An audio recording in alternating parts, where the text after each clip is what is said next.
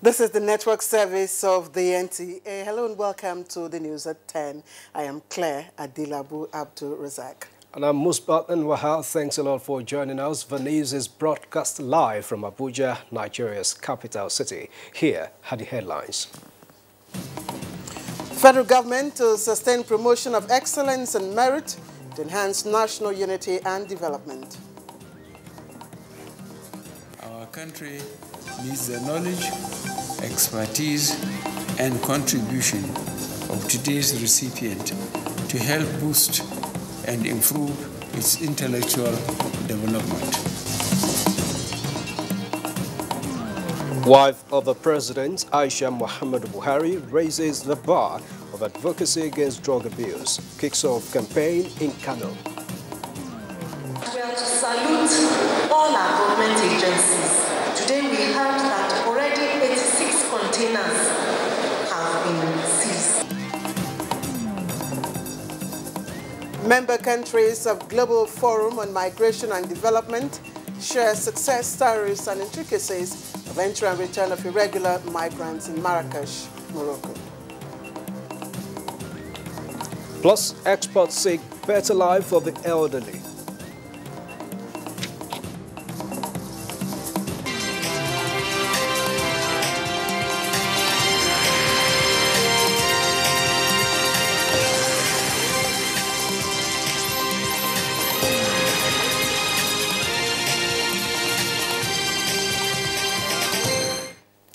Hello and welcome. Now let's begin with the promotion of excellence and merit, which the federal government says it will continue to promote in its renewed drive towards enhancing national unity and rapid socio-economic development. President Muhammad Buhari surveys of a formal investiture and conferment of the 2018 Nigerian National Order of Merit Award on Professor Oluremi Obafemi of the University of Ilorin. State House correspondent Adamu Sambo has the report.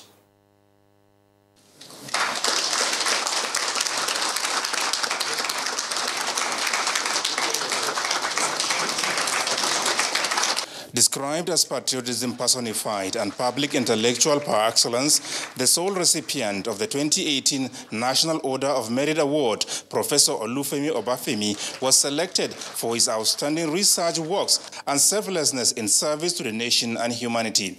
Professor Obafemi, according to the governing board of the Nigerian National Merit Award, is a true embodiment of the noblest ideas of Nigerian citizenship, committed social crusader, and pathfinder with enormous potential for the growth and sustainable development of the country. This recipient has undoubtedly printed his name in gold. I want to challenge the academics in all higher institutions of learning to rise up to the challenge of maximum utilization of their intellectual capacities in knowledge and research for the development of our country. President Muhammadu Buhari, who congratulated the award recipient, urged him to continue to hold high the banner of creativity and intellectual development for nation building. Our country needs the knowledge, expertise, and contribution of today's recipient to help boost and improve its intellectual development. It is my hope that you sustain your interest in writing and research and strive to new levels and remain a source of inspiration to all Nigerians. During the ceremony, the President received the communique of the 11th Annual Forum of the Laureates with a promise to not only ensure full implementation, but also enhance budgetary allocation to the Nigerian National Merit Award in view of the special roles it plays in Nigeria's intellectual accomplishments. We will continue to promote excellence and merit in our drive to enhance rapid development and national unity. In this regard, those who are honored will be remembered and will serve as motivation and encouragement to future generations of Nigerians.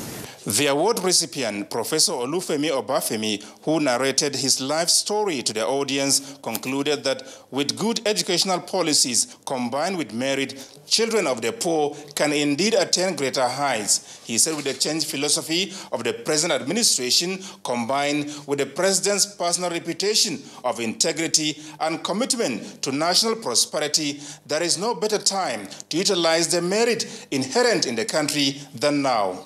The time is now ripe to utilize the merit inherent in these institutions and other similar institutions in this potentially great country with the bubbling energies of its steaming youths, whose future depends on today's envisioned governance. It is time for us to open participation space for the production, distribution, and exchange of the nation's mammoth endowments, material and ineffable, in order to take the nation to where it can and should be as a country on whose shoulders the destiny of the African continent rests. Professor Olufemi Obafemi, who published about 30 scholarly and creative books as well as over 70 journals, is the 76th recipient of the Nigerian National Order of Merit Award since establishment about 40 years ago. From the State House, Adamu Sambu, NTA News. Congratulations there, Musba. You know, this is really a great motivation for so many Nigerians, but especially, you know, the academia. You really can't know when the wind will blow such recognitions to your doorstep.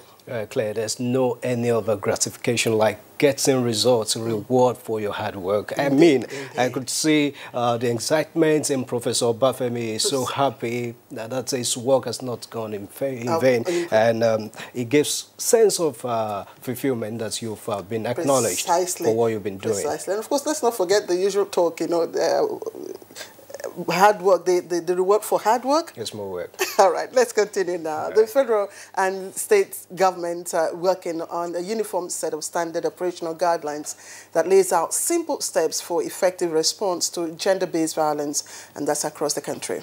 Vice President Yemi Osinbajo said this while declaring open a two-day national conference on sexual and gender-based violence response in Nigeria. State House correspondent Jide Onifade reports. Gender-based violence is one big challenge that governments and countries are battling to end. This is because 1 out of every 3 women across the world has experienced one form of violence or the other. The social, physical, and mental health of victims are affected, says Women Affairs Minister Aisha Abubakar. An act of sexism which has directly impacted negatively on women and girls. This group is often subjected to rape, sexual abuses, forced marriage, displacement, and mutilation. In Nigeria, so much are being done to address the situation, with many laws and instruments and spending even than that on education. Vice President Yemi Osinbajo believes the battle against gender-based violence could be won. Happily, we now have more states adopting laws and policies and guidelines for holding perpetrators accountable through the rule of law. We're currently working on a uniform set of standard operational guidelines that lay out simple steps for effective response across the country. The two-day conference is organized by the Rule of Law Advisory Team in the Office of the Vice President, in collaboration with various local and foreign development partners. From the banquet hall of the State House, Jide Onifade, NTA News.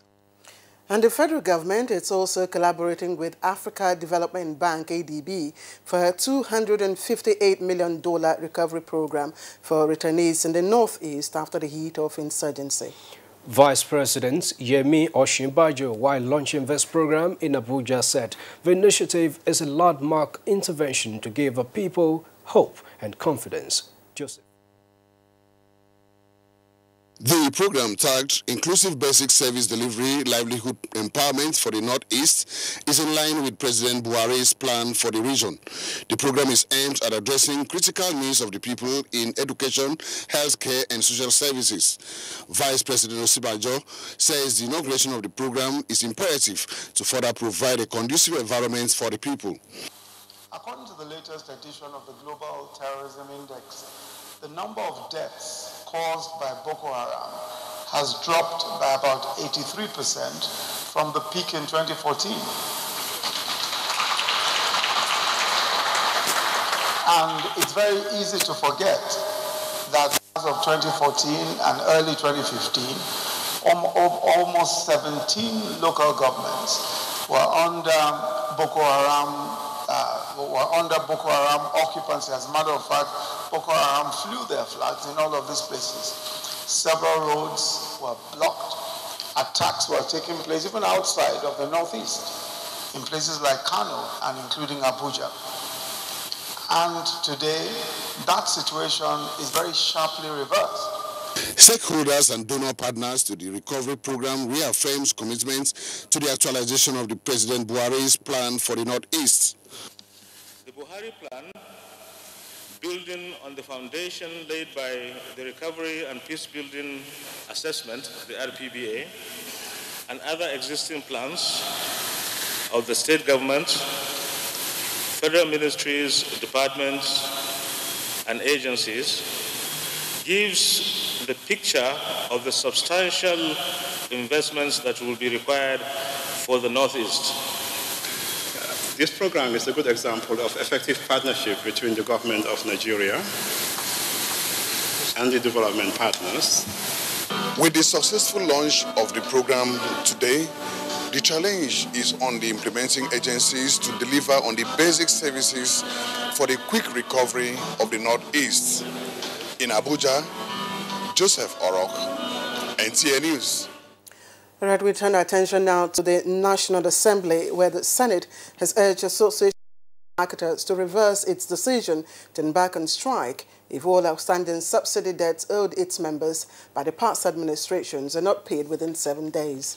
National Assembly correspondent Ignatius Nkwo reports that the legislators also advised agencies of government concerned to expedite action in paying their arrears within 2 weeks. The National Assembly in July 2018 approved the payment of outstanding subsidy arrears, including foreign exchange differentials and interest rate component accrued from 2006 to oil marketers as requested by the executive. 5 months after, the debt are yet to be paid, and the Association of Oil Marketers issued a 7-day ultimatum to embark on strike if government does not clear the arrears. Petroleum products not only Chairman Senate Committee on Petroleum Downstream, Kabir Marafa, whose committee received notification of the impending strike on Wednesday, 5th of December 2018, drew the attention of the Senate to the possible implications of the looming industrial action. There are some people that are bent on sabotaging the efforts of the federal government. They feel every year or every end of the year is a time for fuel scarcity for some people to make money. And there was reactions from the legislators. Nobody should say anything about President Muhammadu Buhari not doing enough, because he has played his part. The government has done its own. We have done our part. Somebody somewhere is stopping this. It's something which is about 400 and something billion, Mr. President. If we had paid it at that time, it would not even have amounted to 500 billion. Engagement, a round table on these issues are more important than just a passing of a prayer. The fact that we need stability as we head to the 2019 general election. Nigerians should be saved the headache of going into this festivity with pains. What we should be thinking now is, how do we mitigate, how do we engage proactively and abate the looming crisis that is facing us? The Senate received the report of its Committee on Establishment and Public Service on the condition of service for National Assembly staff. Other steps have been taken to ensure that the issues raised by the staff of our Parliament is being addressed. The bill for the establishment of the International Institute for Excellence and Leadership Development of Nigeria was passed for first reading. From the National Assembly, Ignatius Nkwo, NTA News. And timely release of budgetary allocations to revenue-generating agencies must be encouraged to improve government's revenue-generating capacity. Chairman Senate Committee on Trade and Investment, Sabo Mohammed, made this observation during the committee's oversight visit to Oil and Gas Free Zone Authority in Abuja. John Yaku has details. Oil and Gas Free Zone Authority is a parastatal and regulatory agency charged with the responsibility of attracting direct foreign investment in Nigeria as relates to oil and gas. It is also responsible for registering, licensing and regulating oil and gas-free zones in the country. As a revenue-generating agency, however, the authority could not perform optimally due to low capital budgetary releases for the 2018 fiscal year. 3,587 million. That was the total allocation for the year, out of which the release to date is 308 million, which represented 10%. The committee believes that this actually affected the authority's performance. Such organizations generate revenue for the government, but they cannot do it unless they have the enabling environment. The infrastructure has to be there first. So our hope and wish that the government will release all that is needed for them to continue to provide the infrastructure. The committee, however, warned revenue-generating agencies against unauthorized expenditures of internally generated revenues, reminding them of the available sanctions. From the National Assembly, John Yaku, NTA News. And now to the House of Representatives has passed its second reading a bill for the establishment of a national ear care center in Kaduna. Sponsored by Representative Mohammed Usman, the bill seeks to enhance prevention, diagnosis and treatment of ear, nose and throat. It will also facilitate coordination of research and trainings on those areas. And for the first time, the Nigerian government has launched a 5-year national policy and strategic plan for ear and hearing care in the country. And the Minister of Health, Isaac Adewale, says the guideline will give government a focus in dealing with ear-related care and management. Here is Aisha Uba Ali with the rest of the story. Talking of disabling hearing loss, not just total hearing loss. We don't know that of total hearing loss, disabling, which is the one that will make one not being able to perform optimally as expected, is about that, and translate to about 12 million Nigerians. That may be the case in Nigeria, but not peculiar to Nigeria alone. Ear disease and hearing loss is a global problem. According to the World Health Organization, more than 400 million people globally are affected by one hearing problem or the other. Nigeria accounts for 8 million of this figure. The launch of the maiden edition of this policy guideline, according to speakers, will make a great difference. Is a comprehensive document that will help us to screen people right from birth. We want to be able to screen children with hearing defects, and as we move on even to adulthood, we'll be able to help them live normal life. And as you know, there is an intimate relationship between hearing and speaking. How do we expect an implementation? Right away.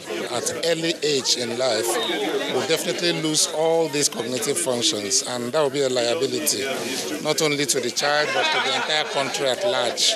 So it is holistic here. We're talking of prevention of hearing loss. We're talking of early detection of hearing loss, and we're referring to rehabilitating it before it is too late. One important recommendation made at this meeting is the need for stakeholders to participate in the implementation processes of this strategic plan in order to achieve the vision of healthy ears and hearing for every Nigerian. In Abuja, Aisha Uba Ali, NTA News. This is the news at 10 on the network service of the NTA. We have more news ahead, including Global Forum on Migration and Development in Marrakesh, Morocco. Your dependable all-round news station offering you world-class news programs, documentaries, spotlights, promos, and information highlights. Take advantage of our network reach and advertise your interest, goods and services with us. NTA News 24, first among equals with digital broadcasting. You can reach us on Channel 21 Terrestrial TV and Channel 101 on the Star Times platform. For more inquiries, please call Henry on 0803 379 0884. Join us today. Thanks a lot for staying tuned in to the news at 10 on the network service of the NTA. The federal government is to set up special intervention fund to support internally displaced persons who are willing to go into farming. All right, the Minister of Agriculture, Audu Ogbe, says the government will also set up a mechanism that will allow National Emergency Management Agency and World Food Programs to take all crops produced by the IDPs. Musa Baba Aliyu tells us more about this. Most Nigerians are familiar with commodity markets like this one, where fresh produce are being brought for sale by smallholder farmers. But this market located here in Autaba Lefi village along Abuja Kefe Road is unique in the sense that producers and marketers of the produce being sold here are all from the people displaced by insurgency in the northeastern part of the country. 33 years Ezekiel Emmanuel is from Goza, Borno State. He said farming is their major business before they were displaced by Boko Haram. Those people are going to begging things. They are very, very lazy. More especially we people from Northeast, we are not lazy. Fact, we are not lazy. We are hard workers. So that's why most of us, we are very busy doing this kind of work. We know they play with farming. Red dried beans is what they produce as the market stocks over 10,000 tons of the produce for sale as buyers from within and outside Abuja patronize them. Because I used to, before this market was open, I used to go to Meduguri, Goza, buy goods there. But by the time the Boko Haram issue was occurred, they come down to this Nasarawa and they call our chairman at Ibadan that the new market is opening here, that we should be coming here, not to go to Meduguri anymore. Catholic Archbishop of Abuja, John Cardinal Onaikon, is sighted in the market. He said his visit is to encourage the IDPs. Their farms are inside, about 15-20 kilometers inside, but the products are brought in here and they organize themselves in terms for marketing, for storage, even for what you might consider basic processing. Minister of Agriculture Audu Ogbe was also at the market, where he promised that government would patronize them, where the market will be provided with water and toilet facilities. And we ask other IDPs, don't wait and grumble. Yes. If you have a chance, a good example. Do something. This is a good example. The misfortune is an opportunity. Yes. And by the grace of God, someday they can go back to Borno, because Borno is a major source of food production, of food and grains for Nigeria. Yeah. There is always influx of people into the market daily, as transactions in the market are based on cash and carry. In Abuja, Musa Baba Aliyu, NTA News. Thanks a lot, Musa Babali. This is a very good development, channeling the energy of the internally displaced persons into something productive. A classical example of the common saying, you know, turn lemon into lemonade. Yeah, very well. Moving on, entry and return. How are the partnership handled by the multi-interest groups? Have the positives been translated into actions? These are some of the trending questions at the opening of plenary of a global forum on migration and development in progress in Marrakesh, Morocco. And our correspondent right there, Joy Osiago, will tell us more about the intricacies and success stories some member countries have been sharing. It is a gathering of concerned member nations in Marrakesh to ensure an enabling environment for migrants and diaspora to contribute to sustainable development. What came out clearly from some of the thematic sessions is that for optimal contributions of migrants and diasporans, there must be trust between host countries and home governments. For many advocates, The Global Forum on Migration and Development is a crucial component that can make the process seamless. It's a phenomenon. It has been up to now on the increase. There's an expectation that we'll see maybe even more people on the move. And therefore, what is a good thing is to try to manage that the best way we can collectively. Most of these migrants, they contribute to the economic development of the host countries where they find themselves, or even the transit countries where they find themselves. So it is very important that we treat migrants with dignity and we uphold and respect the human rights of these migrants. There are challenges and complexities that may require some tactical strategies to ensure effective implementation. Since the Global Compact on Migration is not binding, how are we now sure? How are the lawyers going to enforce its implementation? The discussions we have had so far has made us understand that adopting best practices will be the best way. There are success stories from countries like Germany, which is returning to migration positives, and Senegal, which has created opportunities for positive diasporan representation in its parliament. Participants believe it is possible to change the narratives, calling for the rejection of the demonization and criminalization of migration, even as they look forward to the adoption of the Global Compact on Migration. In Marrakesh, Morocco, Joy Usiago, NTA News. Now some business news. The Securities and Exchange Commission, SEC, says e-dividend registration will boost liquidity in the capital markets. Chimobe Walter Naji has details.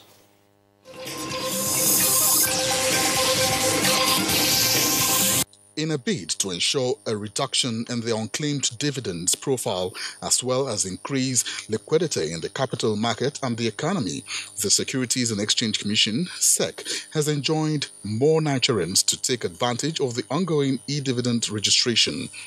The Acting Director General of SEC, Mary Oduk, stated this at an enlightenment program on e-dividends and contemporary issues in the Nigerian capital market held in Enugu.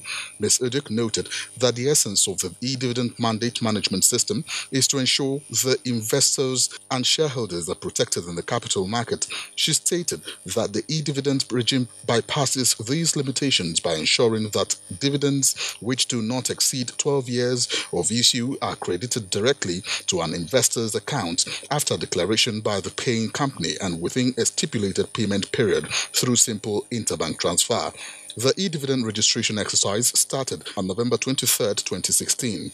Meanwhile, the floor of the capital market held this week's positive trend as the market experienced bearish sentiments, closing at minus 1.07%, and the all-share index of 30,819.10 basis points as at close of market 6th December 2018. Here is a graphic representation of the figures.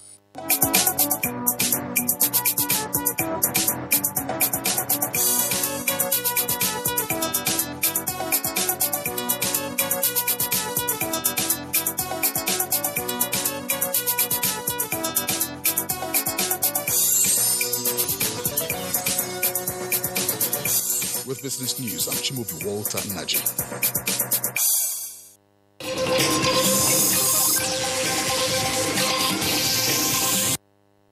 Right, this is the news at 10 on the NTA. We're now disengaging from the network service. You can watch the news when we return on NTA News 24, Star Times, and other platforms. When the news returns, more news including sports, entertainment, and foreign scene.